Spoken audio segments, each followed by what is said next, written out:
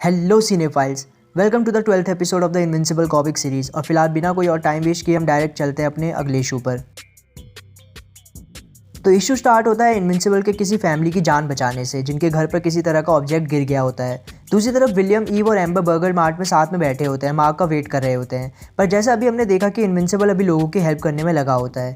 Ewe कहती है, mark कब तक आएगा, हम ऑलरेडी 20 मिनट से वेट कर रहे हैं। एम्बर कहती है, मैं इसी बारे में बात करने वाली थी। मुझे मार्क की चिंता हो रही है, आजकल वो हमेशा डिस्ट्रैक्टेड सा रहता है। जब से उसके पापा की डेथ हुई है तब से मार्क बदला बदला सा लग रहा है, जो कि गलत नहीं है, पर ये सिर्फ उस दुख की वजह से नहीं है। दुख तो उसे पहले था, जो मैं समझ भी गई थी, पर अब ऐसा लगता है कि उसे हमेशा कहीं जाने की जल्दी लगी रहती है। वो हर जगह लेट आता है, फिर जल्दी भी निकल जाता है। हमारे ग्रेजुएट होने तक वो क्लासेस भी स्किप कर रहा था और उसके पास एक बीपर भी है। भला उसे बीपर का क्या काम।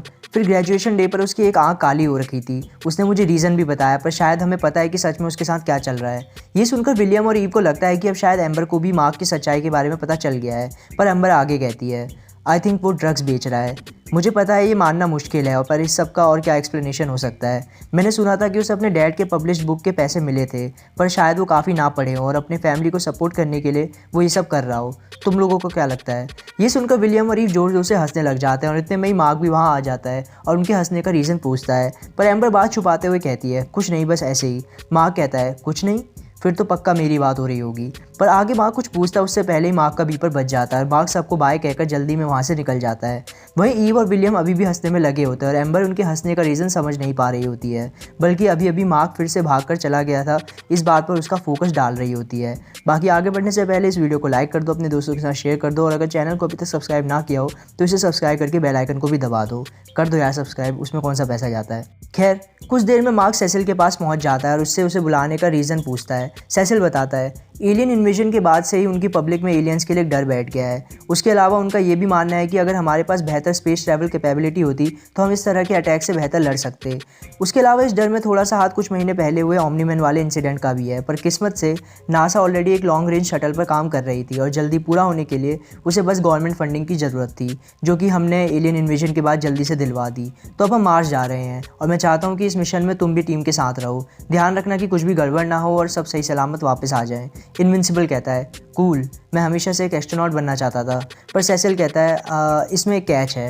ये इंपॉर्टेंट है कि हमारी जनता को ये ना लगे कि ये मिशन सुपर ह्यूमंस पर डिपेंडेंट है। तो तुम किसी भी तरह से इस मिशन में ऑफिशियल कैपेसिटी में नहीं रहोगे, तो तुम पूरा टाइम स्पेस शटल के बाहर रहोगे। मैं नहीं चाहता हूँ कि एस्ट्रोनॉट्स को भी तुम्हारे बारे में पता चले, अनलेस कि किसी तरह की इमरजेंसी हो। दूसरा कैच ये है कि ये लगभग 2 हफ्ते का मिशन होगा, पर क्योंकि अब तुम्हारा स्कूल ओवर हो चुका है तो मुझे नहीं लगता कि ये एक बड़ी प्रॉब्लम होनी चाहिए। इनविंसिबल कहता है, पर मेरा कॉलेज स्टार्ट होने वाला है। वैसे मुझे कब निकलना है? सेसिल कहता है, जल्दी। और सीन फास्ट फॉरवर्ड होता है, हम चलते हैं सीधा उस दिन में जहां वो मार्स के लिए निकल रहे होते हैं। रॉकेट लॉन्च होता है और हम देखते हैं कि सेसिल और मार्क ईयरपीस से कनेक्टेड होते हैं। यहाँ इनविंसिबल बताता है कि उसने एम्बर से कहा है कि उसकी कुछ फैमिली इमरजेंसी की वजह से उसे कुछ हफ्तों के लिए शहर से बाहर जाना होगा, पर शायद एम्बर को ये बहाना कुछ हजम नहीं हो रहा है। सेसिल कहता है, हम इस बारे में तुम्हारे आने के बाद सोचेंगे, फिलहाल मेरी बात को ध्यान से सुनो। जल्दी हमारा रेडियो कनेक्शन टूट जाएगा, तो पूरी अटेंशन से मेरी बात को सुनना। मैं पहले तुम्हें कुछ बताना भूल गया था। मेन रीज़न कि तुम इस मिशन पर हो मार्शियंस है। हमें पता है कि वो मार्स पर हैं क्योंकि Martian man guardians of the globe के साथ जुड़ा हुआ था। वो एक फ्रेंडली स्पीसीज़ नहीं है, पर तुम्हें टेंशन लेने की ज़रूरत नहीं है क्योंकि वो एक अंडरग्राउंड रहने वाली स्पीसीज़ है। इस मिशन में हमें बस कुछ मिनरल्स कलेक्ट करने हैं और वापस आ जाना है। तो तुम लोगों को शायद पता भी ना चले कि वो लोग वहाँ एग्जिस्ट भी करते हैं, पर फिर भी जस्ट इन केस। मार्क उसकी बात को काट कर कहता है, ठीक है, मैं ध्यान रखूँगा। और सेसिल उसे गुड लक कहता है और इनविंसिबल रॉकेट के साथ मार्स की तरफ बढ़ता चला जाता है। दूसरी तरफ मॉलर ट्विंस को लेकर लेवी अपनी लैब में पहुंच जाता है, जहां ऑलरेडी कई सारे दूसरे डायमेंशंस के लेवी मौजूद होते हैं। और मॉलर ट्विंस ये सब देखकर काफ़ी कंफ्यूज होते हैं।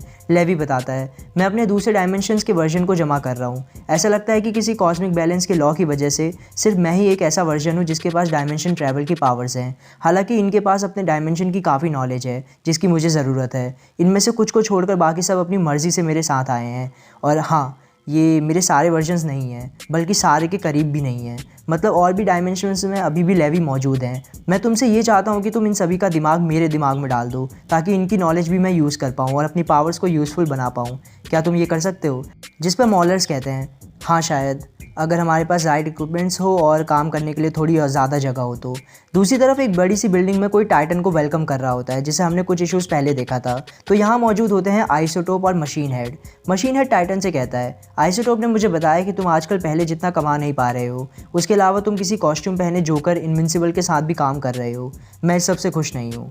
टाइटन उसे सॉरी कहता है, जिस पर मशीन हेड कहता है, मुझे पता है कि तुम सॉरी फील कर रहे हो, बस मैं दुआ करूँगा कि तुम उस सब के लिए ज़िंदा रहो, क्योंकि आजकल किसी का कुछ भरोसा नहीं है। फिलहाल तुम जा सकते हो, पर मैं तुम पर नज़र रखूँगा। ये सब देखकर आइसोटोप हंस रहा होता है। टाइटन फिलहाल के लिए वहाँ से निकल जाता है। दूसरी तरफ स्पेस में मार्क डेबी के बनाए हुए सैंडविचेस खाने जा रहा होता है कि स्पेस में होने की वजह से वो सैंडविचेस बिल्कुल फ्रीज़ हो जाते हैं और वो सही से उन्हें खा भी नहीं पाता है।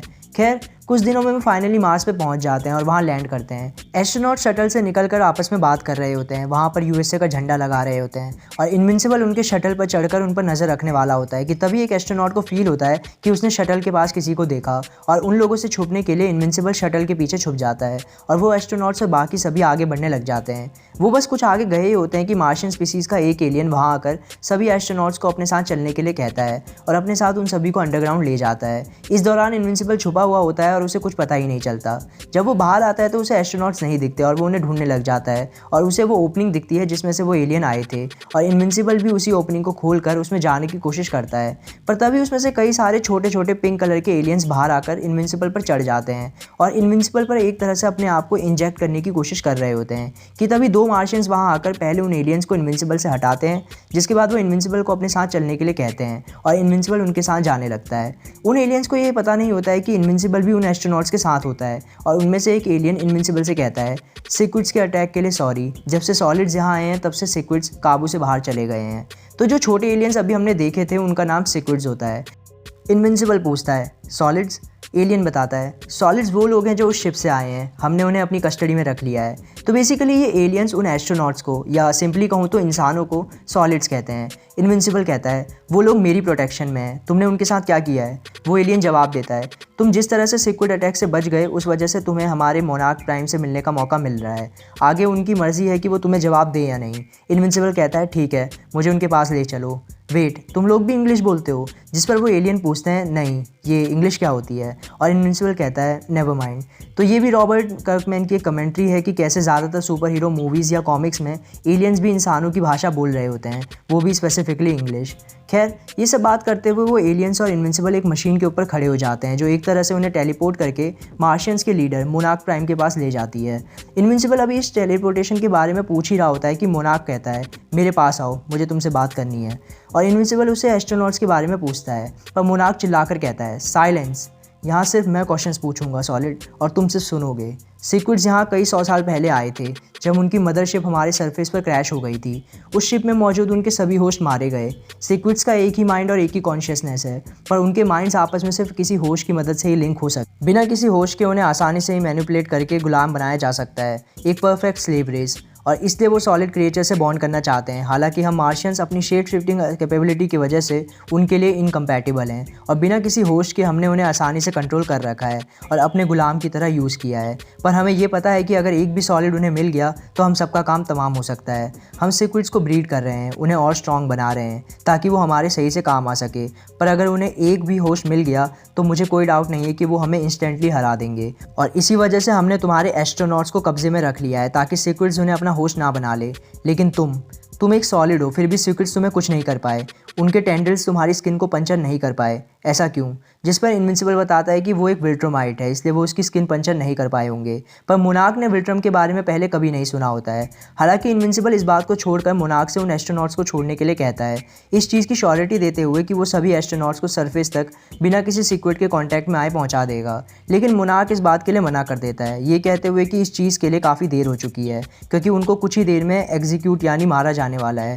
और ये सुनकर इनविंसिबल समझ जाता है कि अब से बात करके काम नहीं चलने वाला। और अगले सीन में हम देखते हैं कि इनविंसिबल उन सभी एस्ट्रोनॉट्स को मार्शियन की कैद से छुड़ाकर भगा लाता है और मार्शियंस उन सभी के पीछे पड़े होते हैं। इनविंसिबल उन सभी को तेज़ी से भागकर वहाँ से निकलने के लिए कहता है और उन्हें शिप तक पहुँचने के लिए कुछ टाइम देने के लिए मार्शियन से लड़ने लग जाता है।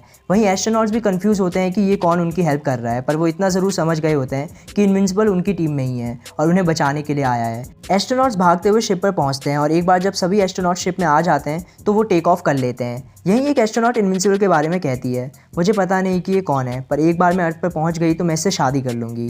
खैर, वो लोग मार्स से निकल जाते हैं और उनके साथ साथ इनविंसिबल भी आ रहा होता है। वहीं एक दूसरा एस्ट्रोनॉट कहता है, मैं कभी भी इस जगह पर वापस नहीं आने वाला।